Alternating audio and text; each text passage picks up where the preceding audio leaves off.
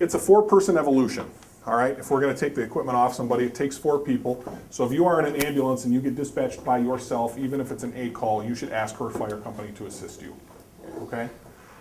So we'll need a total of 4 people. Who's ever gonna be the first person, the first thing you do is assume C-spine stabilization. So whoever that's gonna be, come in and stabilize the C-spine, thank you. Hi there. All right, and we're gonna need people to help. One of the things that you can do, and that would free up your hands, is you can use your knees. So just, good, thanks for not being inappropriate. That's the first person out of 4 classes who hasn't tried to do some sort of inappropriate maneuver We were all thinking. on the patient. Give us too much Okay, credit. so the first thing we'll do is take off the face mask. So here are your tools of choice, and multiple people can work at the same time. And just make sure that when you're doing it, you're not jostling their head around. Okay, we want to keep them in a straight line.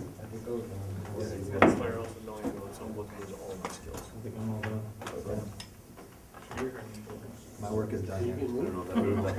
Usually going to move this way. Braz, can I set this in here so that we can see? Yeah, I'll see that. Dude. Put my sunglasses back on.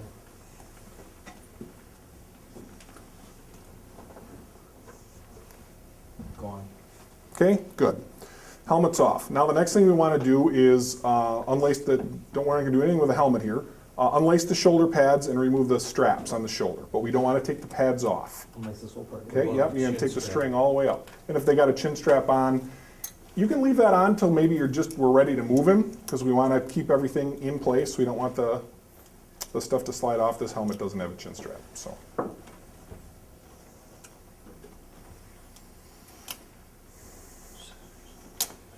Yeah, absolutely, absolutely. Cut that stuff and get it out of there.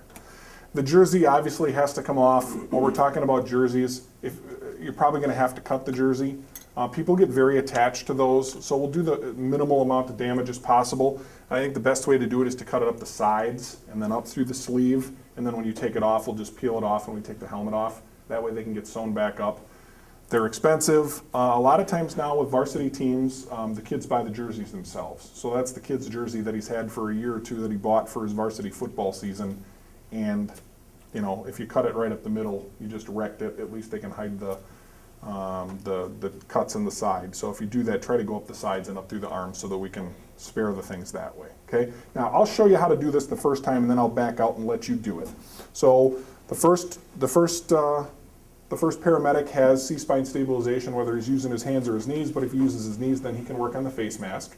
Now the next thing we're going to do is, we'll call him paramedic number 2, is going to come in and take C-spine stabilization from the front. All right, and to do that, you have to go under the shoulder pads. Now these popped up a little bit, so they're easy to get to. I'm going to take one hand and go underneath his chin right here. Okay, the other hand I'm going inside the shoulder pads. With that, I'm going to get up underneath his head as much as I possibly can.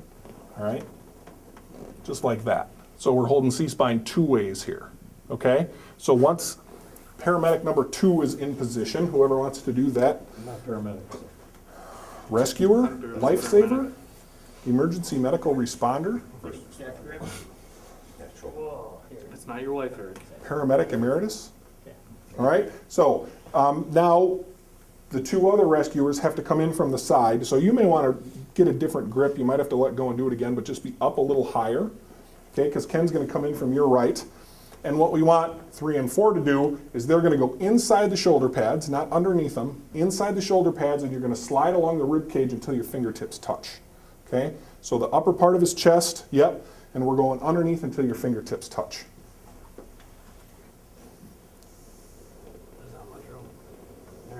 I gotta take off. Okay, so now Mike's got the head. He's going to work with Eric, and what we're going to do is slowly, and don't do it till I tell you to do it, slowly, we're going to lift him up to about 30 degrees, pivoting at the waist, keeping his head and his neck and his back in a straight line. Okay? One thing to be very careful of, his head is heavy with the helmet on. And every time we've done it so far, the head flexed back. Don't let the head flex back. And go slowly. Now, if we have extra people there, and we will, because if you get a fire company, there will be one more person. One person then can peel the shoulder pads out of there. They're going to want to come out. And it'll be very easy to do. They're separated already, and you can just peel the shoulder pads out of there as you bring him up. So Mike and Eric, you guys coordinate this, and we're going up slowly. And Raz, if you want, you can grab the shoulder pads. 1, 2, and left. Okay, as a unit. All right, now Eric's got C-spine. Mike, you got to get the helmet off. Maybe come straight, okay. And now, Mike, set that down, grab his head, down we go. 3, 2, 1. Just like that. Okay, so that's how we're going to remove the stuff. All right? From this point then, we're going to do it the same way. The training staff, they want to know how we're going to do it, so if we have to immobilize a football player, we are going to do it this way and only this way. We'll use a scoop stretcher, scoop him to a vacuum mattress. Vacuum mattress will make the SID with the head, fold it around his head to put a collar on, of course. Suck the air out of the vacuum mattress, then that goes onto a board, the board goes onto a cot, and we go in the ambulance. Okay? Just so we're all on the same page across the board, a lot of different athletic trainers, so they know how we're going to do it. We're going to do it the same way every time. Okay? One other thing, you can let him go.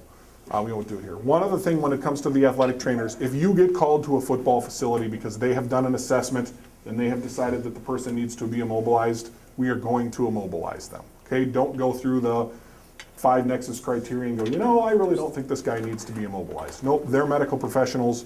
We are going to go with their level of expertise. When they have decided that the person is going to be immobilized, we are going to immobilize them. Okay, we're going to give them that courtesy. And again, we will use this technique, use a scoop stretcher onto a vacuum mattress, onto a board, onto a cot. Okay, any questions about that? Let's do it one more time. If we could get one other person who'd put a helmet on,